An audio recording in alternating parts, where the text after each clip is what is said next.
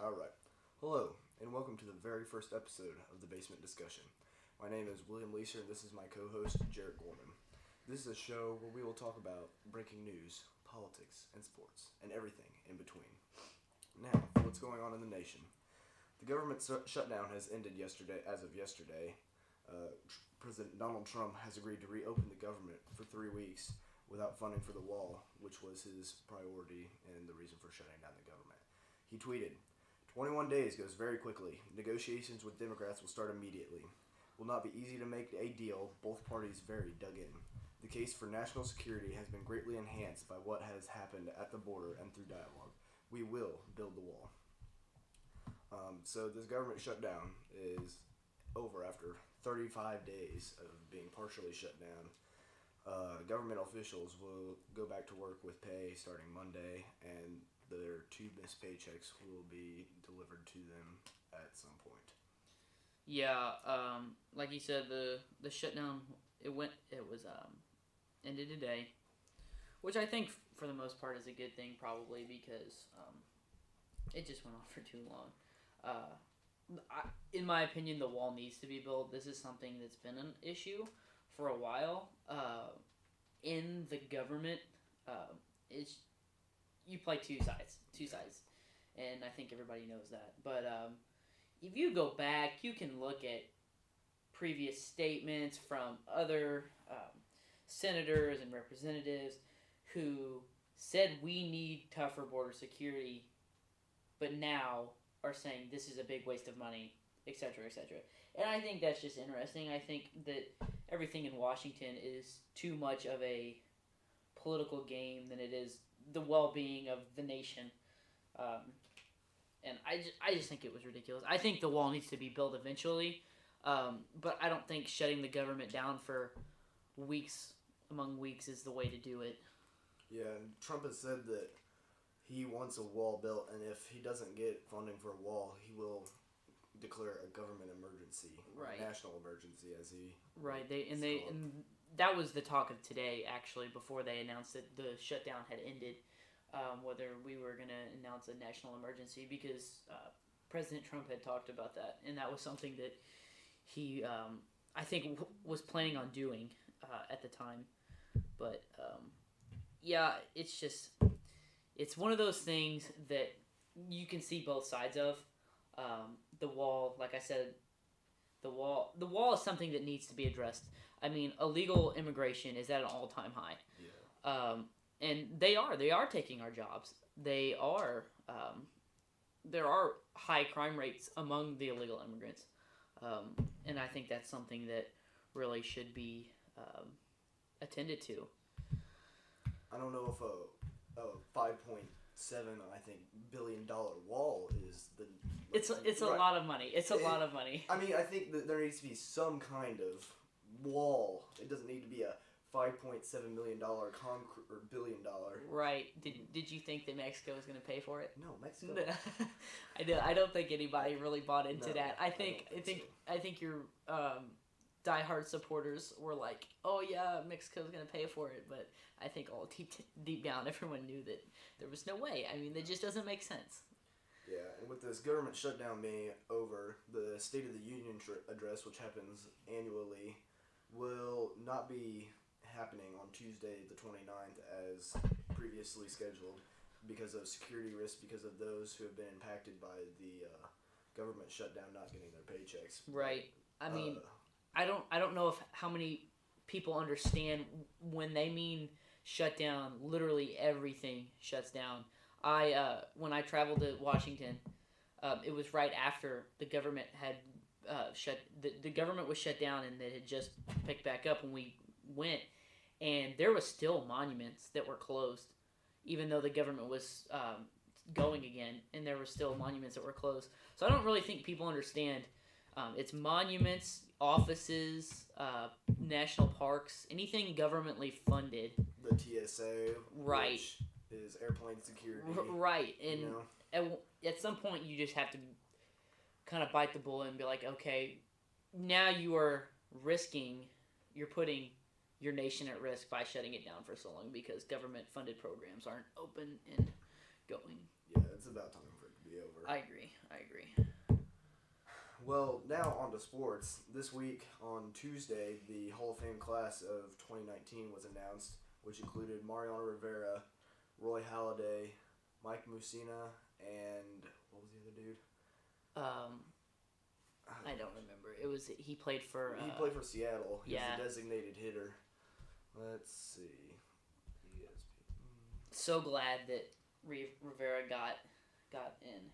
Yeah. He's such a cool dude. Yeah, I think it was very impressive to pull a unanimous selection. There are 425 people voting on that. Right. And he's the first one to ever get a unanimous selection. Right. He's such a cool guy. When you watch interviews by him and stuff, and even watching him play, I mean, he was just so dominant. And he wasn't someone who had pitches among pitches to, choose from. Yeah. He threw, I think it was like a 90% fastball. I mean, he did not throw anything other than a fastball. Yeah, he had a very nasty cutter. He was very famous for his... Right. He dominated in all aspects of the game. I don't see anyone else deserving of a unanimous Hall of Fame vote. I think there are previous people who deserve... Right. But I think looking at the players now and the players on the ballot and that have been on the ballot for the last couple of years, I don't see anybody else more deserving. I mean, for how long he played, how dominant he was into his later years, he is the best closer of all time. Yeah. I mean, there was an interview ESPN did a couple years ago, and it was talking about him growing up, and he grew up in a real poverty-stricken area, and he had a cardboard glove he made, and it laid across his hand, and he could just fold it and put it in his back pocket. Yeah, he wrote an autobiography a few years back, and I read that, and he talked about his childhood, and he said that he had to mow the grass with a machete, so every blade of grass was cut by his machete. That's awful. I couldn't imagine. That's insane. I mean, I also think that voters, when they vote like this, they take stuff like that into consideration when where they someone came from. Right, exactly. Edgar Martinez was the other person selected to the Hall of Fame. That's Played right. for Seattle, designated hitter. He's a big old boy. Yeah. He was a big old boy. Ken Griffey Jr. got 99.3, and I think he is also really deserving of being in there. He's just a guy. He was also just so dominant. I mean, no one has ever been able to recreate that swing he had. No, I mean, he could just insane. He just had such a beautiful and powerful swing that he played with, and still nobody to this day has ever been able to recreate it. No.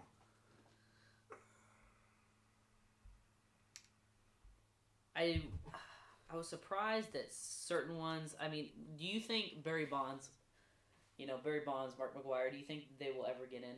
I think at some point they should be able to get in, because despite the steroids, you have to consider what they did in the game. Right. And how hard it is to hit a 95-mile-an-hour fastball consistently. Right.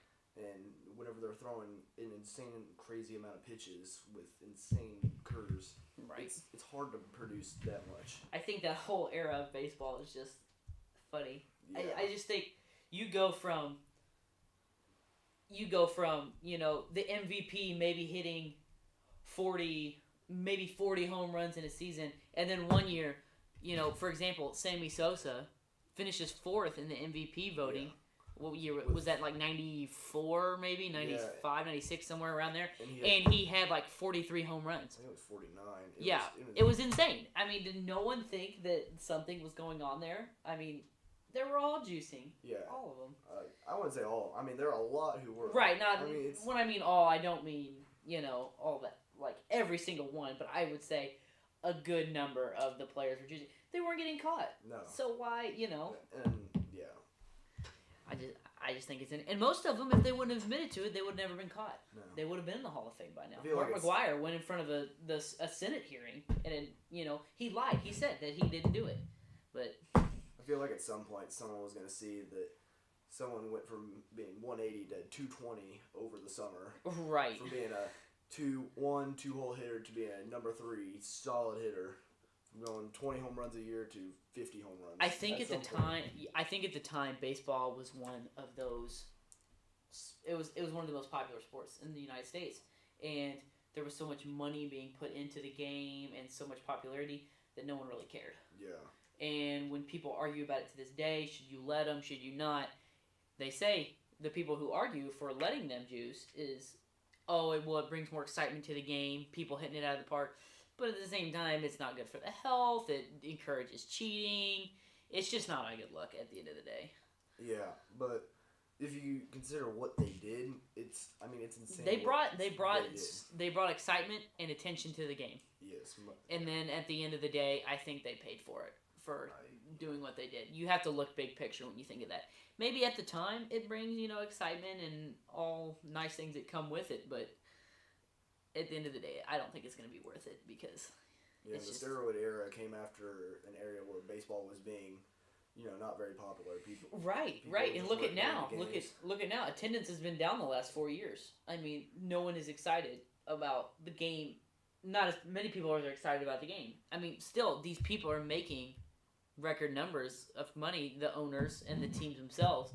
But look at the free agent market. It's horrible. Do you remember last year? I mean, Mike Moustakas was one of the best third basemen. And he didn't get signed until at the end of training camp. Yeah. Or spring training. Yeah. But, I mean, the free agent market's horrible. Manny Machado, Bryce Harper, they haven't signed with anybody. Yeah. So, and I think it's because the market's awful. I think it also has to do with the branding. I think if you look at the NBA, you have, Curry shoes, LeBron's. You have all these different shoes that people can wear and associate with their favorite players. I couldn't agree more. And in the MLB, you don't have anything like that. I mean, I know Trout has some special Nike shoes, but no one's like, oh yeah, let me go get some Trouts. Right, exactly. No, you just can't wear cleats around all the time. I mean, that's something no one. I mean, why would you do that? Yeah, that's no. It's just branding is something at the top. What do you see more? Kids walking around in NBA jerseys or MLB jerseys? Yeah, NBA jerseys, hands down. Right, NBA jerseys aren't as expensive. No.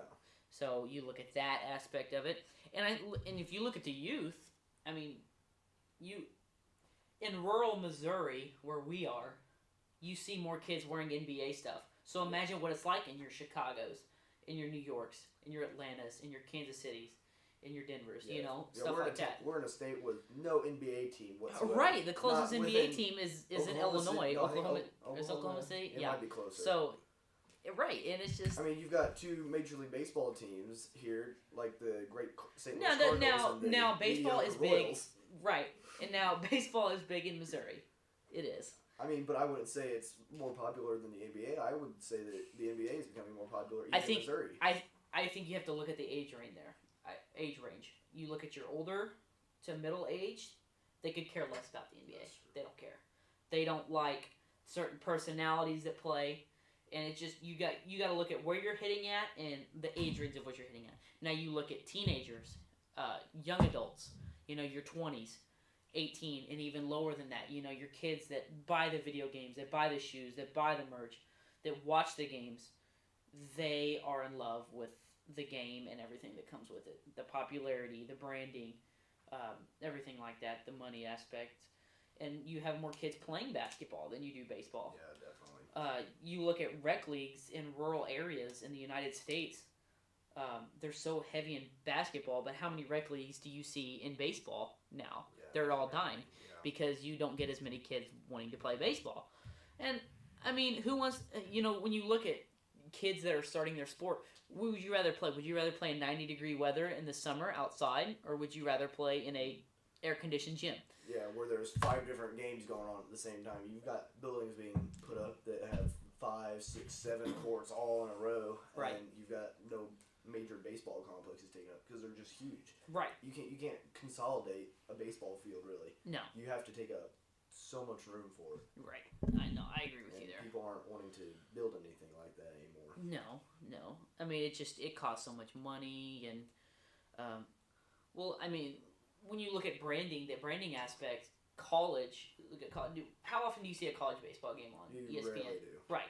But you see college basketball. They have college game day on Saturday mornings for basketball, and they don't have a game day for baseball. College footballs or Saturdays, you've got Right. hours and hours of pregame every single Saturday for college football. And now they're looking at changing the game of baseball. Maybe not playing as many games, spreading it out a little bit. If they didn't play more games, the baseball season's already pretty spread out. Yeah, it really is. I mean, you start in 162 games. 162 games when you April start in to- April to into September, early October.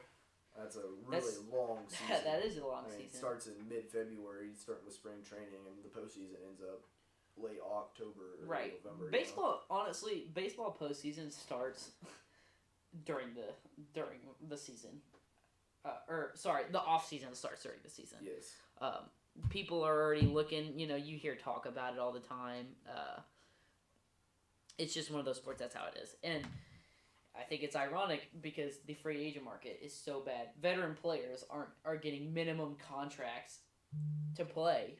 Not even like it's not like even they're getting sent back to the minors. They're staying in the majors, but they're not getting paid to do it. No. It's baseball is dying right now, and I hate to see it because it's one of my favorite sports. Yeah, definitely. And I know it's your favorite too. Yeah. And it's really hard to watch. Especially since the youth is just not invested or interested in the game at all. Yeah, definitely. So the AFC and NFC championship games wrapped up last weekend. And moves have already been made coaching wise. Bob Sutton, the ex-Chiefs defensive coordinator, has been let go and hired was the old Giants defensive coordinator who used to work with Andy Reid, who's the head coach of the Chiefs. He did. Back when I know. He played coach for the Eagles. Are you still pretty bitter about the game last Sunday? Yeah. I mean, you can't let them throw 15, 20 yards on 3 3rd and 10s in a row. You can't do that. It was a rough day to be a Chiefs fan, to say the least. And you can't have your hand past the football whenever the ball is snapped. The line of scrimmage. Seconds left. The line of scrimmage, and you get an interception on that play. There's... How about let's take your Chiefs shoes off for a minute and put them on the Saints' feet. What about that call or the no call, I should say? That's not acceptable.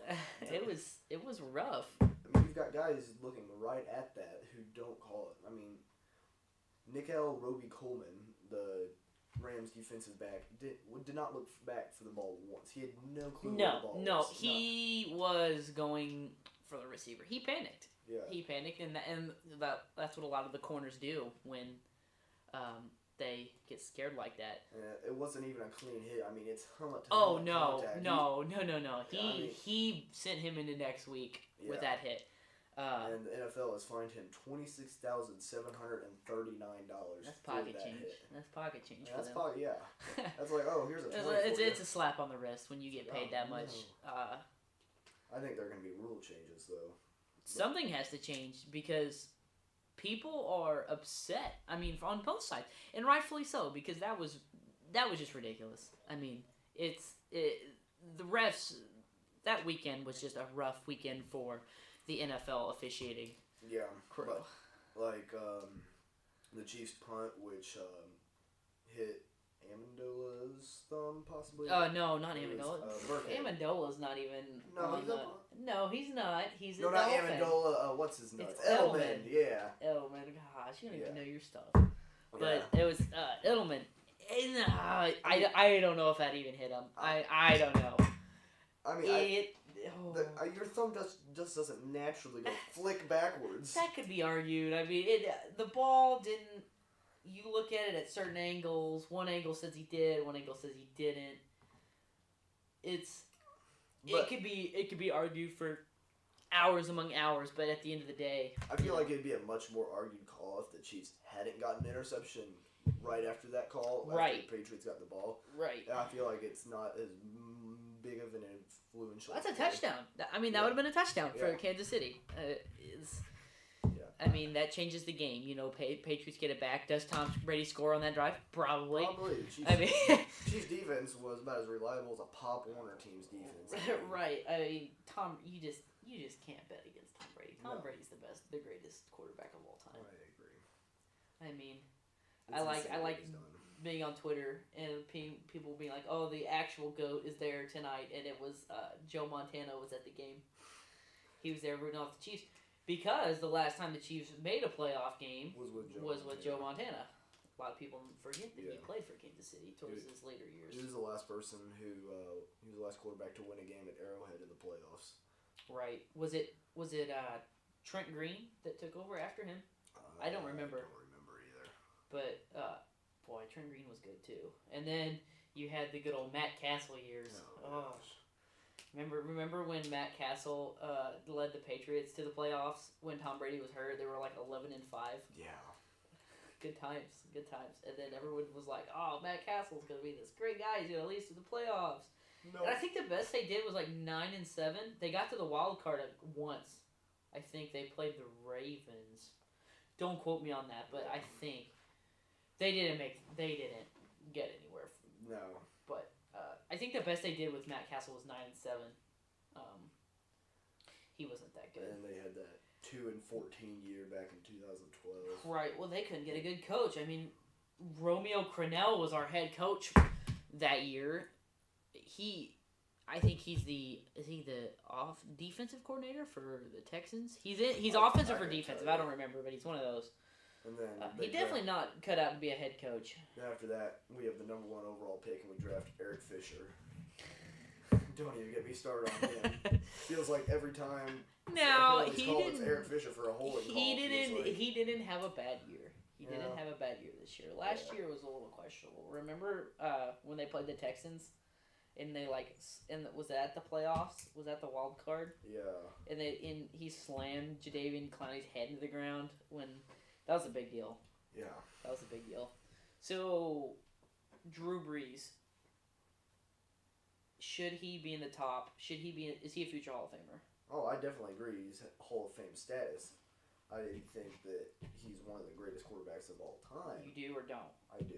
You do. I think he's one of the best quarterbacks of all time. I agree. I feel like he's severely underrated. Yes. I feel like his accomplishments aren't as celebrated as that of Tom Brady. Right. And like Phillip Rivers. I think Phillip Rivers is he should be in the Hall one of Fame. One of the most underrated quarterbacks as well because he doesn't have a ring like everyone else.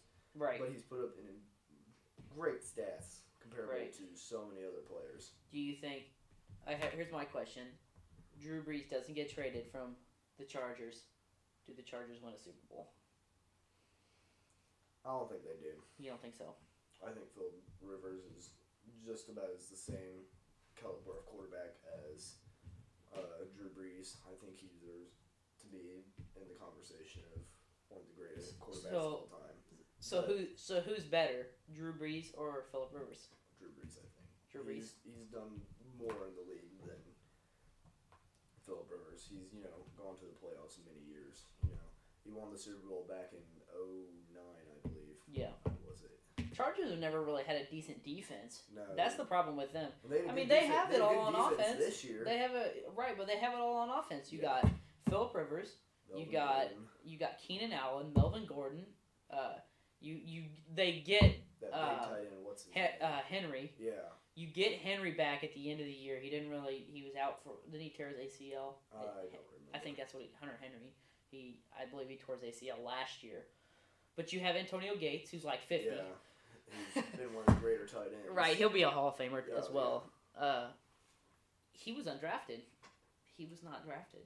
I find that interesting. Yeah. But yeah, I don't know. You put so many what if scenarios in your head, and and Drew Brees has done more with what he's got than what Phillip Rivers ever did. Right.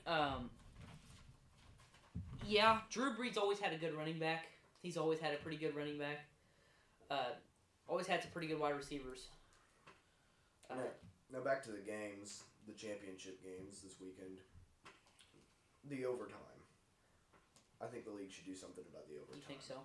I believe so. I don't think that it's fair that Patrick Mahomes had to sit on the sidelines while Tom Brady got to march down the field. What if you're...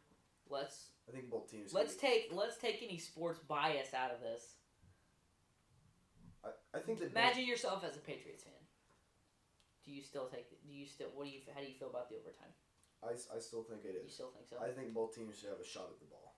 I think that if you look at the Saints-Rams game, the Saints can be mad about the no call, but the Saints also got the ball to start out overtime, and they didn't execute. And I think that if they execute, they're going to the Super Bowl. Agree. I agree. I think that they just can't be mad about that no call and just hold it over their heads. Oh, if we would have gotten that call, we would have been Super Bowl bound. No. I think that even without the call, they still had a chance of going to the Super Bowl. They just didn't execute. I agree with that. When you look at the Chiefs and Patriots game, basically whoever gets the coin toss wins the game. And I don't think that's fair. I don't think it should be decided by a coin I agree. I mean, if you're looking at it from any if Tom Brady gets the ball with one drive, he's getting to the end zone. Especially against the Chiefs defense, who's 31st overall. Right. 31st against the passing. 31st against the passing. If Patrick Mahomes gets the ball, it's going to the end zone. Oh yeah. I mean, either team goes to the end zone. Right. Whatever team won that coin toss, they were going to the Super Bowl. Now you look at the Saints and Rams game. I thought the Saints were going to win. Oh, I did too. I thought the Saints were going to win at the beginning of the game. I thought the Saints were going to win at halftime when they had a pretty significant lead. I thought the Saints were going to win in the fourth quarter when it was tied. I thought the Saints were going to win when even before they won the coin toss in overtime. I thought the Saints were going to win. I mean, the Rams, you have a young quarterback, you have a young coach.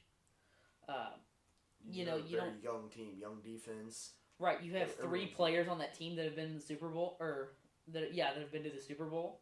Only three players on that whole roster. I mean, the Saints were just more experienced, and that ball got tipped, and I don't know if it was tipped. I think his arm got hit. Oh yeah, that's right. Right. Yeah, you're right. Threw a floater. I think he should just take him a sack. He saw the pressure coming because it was coming straight at him. I think he should have held it. I think when you have time ticking like that, you don't really think about, something like that. Well, I mean, he didn't have time ticking. Drew Brees isn't very big. He had 15 minutes. Right. He's not very big. No, he's one of the smaller quarterbacks in the league. Do you think he was nervous about the defense going out on the field? I think he was. I think no matter how good your defense is, you're going to be nervous about it. I mean, they got the ball at the 45-yard line. I mean, you're going to the Super Bowl. Yeah. So. And they had the ball at the 45-yard line, 10-yard pass, and they're practically in field goal range. Exactly. I think it's a slippery slope, to say the least, on that. I mean, you want to make that big play at the end of the game, and Just don't execute. Right.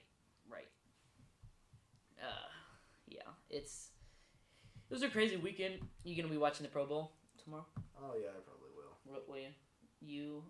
I feel like you fall in the category of many people who are not going to be watching the Pro Bowl. What do you think about the Pro Bowl? I don't think it's that important. It's not like something that decides. It's not decisive in anything. It doesn't decide home field advantage. It doesn't decide anything. I mean, that's how the MLB used to be, but they've gotten rid of that. It's the winningest record gets home field advantage in the World Series now. Do you think it should mean something? I think it should mean a little bit. I mean, players don't want to hit as hard as they can because they're not. Oh, when players go to Pro Bowl, All-Star game, stuff like that. I mean, they're not going to. They're going to show off. Right. They're not going to go and you're not going to have a defensive tackle going out there with the mindset that he's going to take the legs off of the quarterback on the other team. So I mean, could you imagine what the media would be like if I don't know, Von Miller sacks Mitch Trubisky and tears his ACL? Yeah. I mean, could you imagine? I feel like it's a bad thing for a defensive player who's been, elected to be a first-team All-Pro, and he can't play to the best of his ability. He can't show that he's worthy, or he can't display his talents on a stage where he's supposed to be, the best. Right. So I think it's kind of unfair to the defensive players. Now for the offensive players, they can do whatever the heck they want. Right. I feel like they have a fun time with all the games they play. Oh, you watch a skills challenge. I watched that last night, and they're having a good time out there. I mean, no one really takes it too serious. Yeah. And I mean, put yourself in those shoes. I mean, would you take it very serious if nothing's on the line? You're in Orlando, Florida, living it up in 70-degree weather, and you're down there with all your friends and colleagues and whatnot. Yeah. But what are your final thoughts on the week? Give me your final thoughts. What's your hot take? Final thoughts on the week in the world this week. What are your final thoughts? I think it's good that they ended the government shutdown. I think it's about time. I think a deal needs to be reached. I think that Mariano Rivera is completely deserving of this. You've got players such as Babe Ruth, who only received 95.1% of the votes. Babe Ruth, Hank Aaron, he was the number one home run leader. We only received 97.8% of the votes. These are great players. I think Mariano Rivera is completely deserving of this, and I think he's one of the great pitchers ever. I think that the championship games were very controversial, and I think that the fine is not enough for the Nickel Roby. Not enough. I don't think it's enough. I think rules need to be changed. I think that it shouldn't be just a slap on the wrist. I think rules need to be changed for everyone. I think it needs to be reverted back to college rules, or reverted to college rules where you can replay, or you can challenge, you get a chance. You can challenge calls like that. Well, now you also have to think you can't challenge a play with under 2 minutes left to go in the second and fourth quarter. I think that officials still can review plays, so I think they should be able to review something like that. Right. Especially whenever there's the reaction that there was. I mean, you can argue both ways, but I think that the majority argument was that the overtime rules needed to be changed. Yeah, I think that's another thing that needs to be changed. A game shouldn't be decided by a coin flip. Right. I think that if you look at the season, there were 3 ties, I believe, this year. And in the NFL, there should not be ties. That's a lot. There should not be ties. I mean, have you ever heard of a season that had that many ties? No, I've never. This overtime, they've had new overtime rules. I think they did it 4 years ago, 5 years ago. Whenever they implemented these new rules, where there's only one overtime and they can't go into multiple overtimes. I think they need to go, no ties. Right. I don't think that's right. There should not be ties. I think that I agree with that. Ties, they're just awkward. I don't like tying in fantasy football. No. I mean, I would honestly almost rather take a loss than tie in fantasy football because it's just obnoxious. Well, if you look at, I think it was the Steelers who went like 8-7-1, and had they have won that tie that they had, they would have been in the playoffs possibly. Right. And I don't think that should happen. I agree. think that they should get rid of ties. Yeah. Quick little fun fact for you. We were talking about the steroid era of baseball. Little fact here: in 2001, Barry Bonds broke the single season home run record. I just think this is just astounding to me. He hit 73 home runs in one season. 73. That's a lot. He broke the record, which was Mark McGwire's in '98, which was 70. 70, yeah. So I just think it's funny that no one threw a red flag there.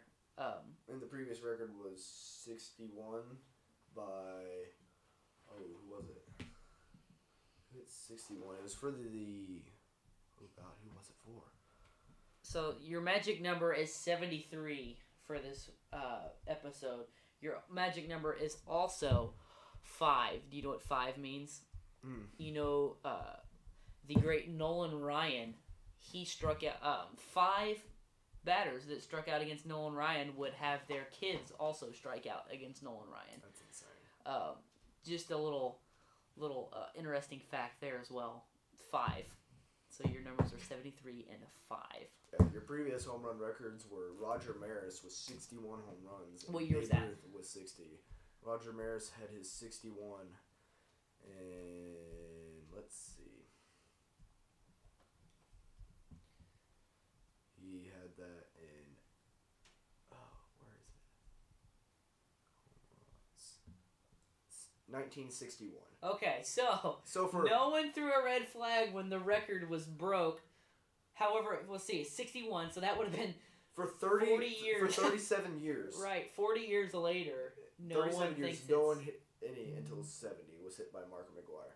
And people were breaking the record all of that same little era. I mean, people. When like I said, Sosa finishes fourth with how many home runs did he have? 59 or 39 or 49. No, 49. So he gets close, and he I think that same season Mark McGwire had 70. Sammy Sosa had 63. Right, it's 63 home runs. 63 home runs, which would have been a record. Right. So no one thought that was suspicious. I just think that's funny. That makes me laugh. Yeah. That makes me laugh. Any final thoughts? No, really. No final thoughts. This was a more sports-heavy episode, which very heavy. I don't. It wasn't a very eventful week. Right. It was a very eventful week in sports. All your main news headlines is pretty much about the shutdown, which we covered. But it was a heavy sports week this week. You got the NFL championships. Right. Super Bowl coming up this weekend. You got some. Which we will cover in our next episode before. Yes. So. And our picks for the NFL awards, which are next Saturday. All right. We doing that next episode, I think we'll do that next episode. All right. Sounds good. Next Saturday, you can email us with your thoughts at basementdiscussion@gmail.com. Email us what you think. Think what we could do. Say what we could do better. Say what we're sucking at, which is probably a lot. So. Anyway, you can also, just email us. We'll see you next Saturday. Peace. That did not go bad. That was pretty good. I thought it was. Got a couple awkward pauses in there. 40 minutes. That's decent. Well, including the beginning part. Right, which was about 2. So 38. Yeah, not bad. I'll get it edited. Get it edited? Yeah. Let me... Didn't finish my juice. It's such a good look.